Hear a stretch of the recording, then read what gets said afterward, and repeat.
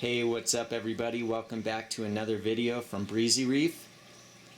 And I'm happy to say that I'm finally gonna get the opportunity right now to show you guys my filtration and sump for my 90-gallon mixed reef. And I wanted to just start out here at the display real quick. You'll notice I just have a single overflow on this tank located in the back left corner there. And originally I had my sump located in the stand underneath the display right here, and I had it there for about 4 or 5 months, but I ran into one big issue, and that is this system is located in my bedroom, so sound was obviously a concern. And you know, the vibration of the pumps and the skimmer, it just really wasn't working out. Late at night, you know, when the house was quiet, there was just a lot of sound coming from the system. So I was trying to find a solution one day, and I was laying here thinking about it, and I was just kind of looking at the layout of my room, and I guess you could say I had some major revelation, but I realized I have this closet right behind the display, and thought if I made just a simple cut through the drywall that I could relocate the sump and all the equipment to the closet. And I hopped up and proceeded to do it in about 2 hours that day, and it was the best mod I have ever done to this system. It also obviously freed up some good storage space within the stand. I get to keep all my extra hoses, my bucket of salt, extra pumps, and I also have my 2 MP10 controllers are down there for easy access. But otherwise, all the rest of my equipment, filtration, and accessories that I use on a day-to-day basis for the tank are all located in the closet behind, which I'm going to show you now.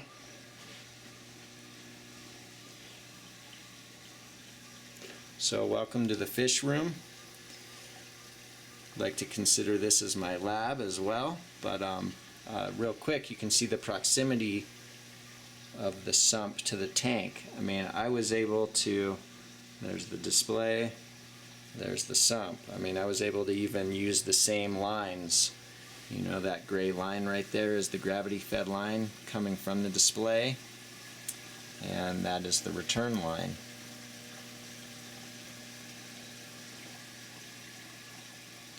And real quick, I'll just give you a quick tour of the room. I put this shelf in here just to hold, oh, let's see, I got my cleaning equipment, extra bulbs, all my additives and fish food. Here's all my test kits, my tools, and everything else that I use on a day-to-day basis to keep the system running. So this worked out really well. Also, the other major benefit is just the accessibility to the sump itself. I mean, it was kind of a pain in the you-know-what to climb underneath and be hunched over and working within the stand every time I had to do something in the sump.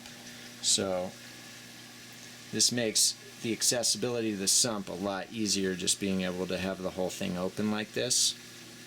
And I'm just going to kind of go over my sump real quick. I mean, this was actually a custom sump. It's a 35-gallon tank, and I got this from the gentleman that I purchased the tank and the stand from, and he built this. But in the 2 years that I've owned it, I mean, I've literally modified everything to this sump myself, including slightly moving the baffles to fit my equipment, and also redoing all the PVC plumbing that you see on this sump. So this has been a constant work in process. It's always evolving, but this sump really is the life support system to my reef. So I spend equally as much time on this as I do on the display itself. And you'll notice right here I have my EV-180. It actually does fit right inside this first chamber, but I realized I actually moved the baffles to accommodate the skimmer at one point, but you know, it's actually better for me to have the real estate of having this chamber open and having the skimmer sit here. And I actually bought a plastic trash can that was the right height, and the skimmer just kind of sits on top of that. And this gives me more room in this first chamber. Like I have my NPX Bio-plastics, and the exit from that is right next to the intake of the skimmer. I also have a titanium heater in this chamber, and then the water moves through to my bubble trap baffles there, and I have a large coarse sponge to catch larger debris. And then if we go to the middle chamber here, I mean, this is actually my return chamber, and you'll see that's my return pump. It's a Rio 2100, and as well I have a Maxi 900. And I want to give a quick shout out to New York Stilo. He's helped me out quite a bit. For those of you that haven't watched his videos, I highly recommend you do.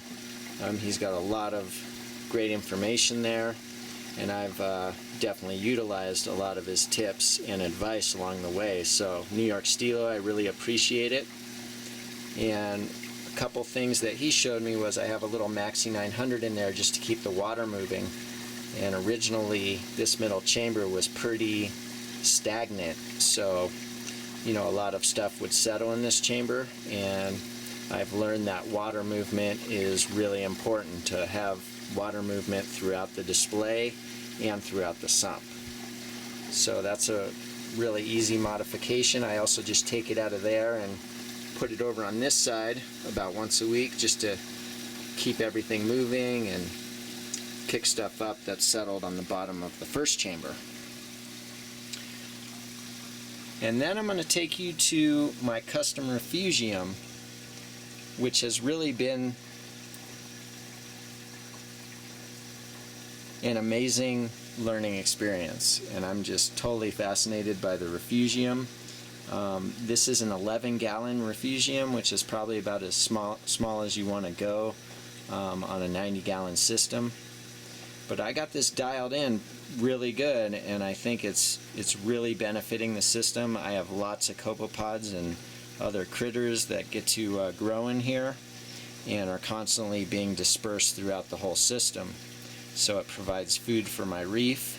And the way I did this is I actually have another Maxi 900 right there, and I did this little custom PVC plumbing, and there's a gate valve, and it just simply is constantly circulating water. You know, that drops down and has a T split at the bottom, which is completely, can't even see it, it's down right by the sand, but it's all covered in the macroalgae. So the water is getting pumped down there and then flows up, and then just right out these two exits and back down into my return chamber.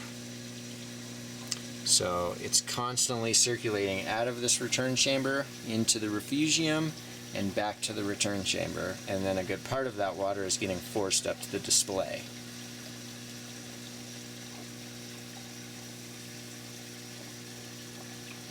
And probably the biggest issue I ran into with this Refugium was getting the flow dialed in. Originally I think I had it too slow. I had cyanobacteria building up in there, red algae. I also, at one point, none of my macroalgae were really growing very well. So this was kind of, just a work in progress for many months. And I ended up redoing the Refugium at one point with Miracle Mud, and that seems to be really working out well. But now with that Maxi 900 and this gate valve, I have it choked off a little bit, and what I'm thinking I have is about 65 to 70 gallons an hour are going through the Refugium. And then I just use these two just really cheapy lights from Home Depot. Eventually I want to kind of replace this, but these lights do great. I mean, you can see I have quite a bit of Caulerpa in there, which a lot of people don't like to use, but I've had great luck with it. I've never had any issues of it getting into this display, and even if it did, I think my rabbit fish would take care of it. Occasionally I pull little pieces out of here and feed it to him, and he loves the stuff. And as well, I have a pretty good chunk of Kato. And I think you're getting it on the camera, but I mean, the color of my macroalgae is just vibrant green. It's really healthy. I actually just cleaned out about half this Refugium maybe about a week ago. And already, I mean, it just fills right in. I mean, every couple of weeks I'm taking out huge chunks of both the Kato and the Caulerpa. So I'm really happy about that, and overall I'm just really pleased with this whole sump and my filtration for my 90-gallon display. I hope you enjoyed the video. I really appreciate you guys checking it out. I hope it was helpful in some way. Please rate, and I'll talk to you here soon.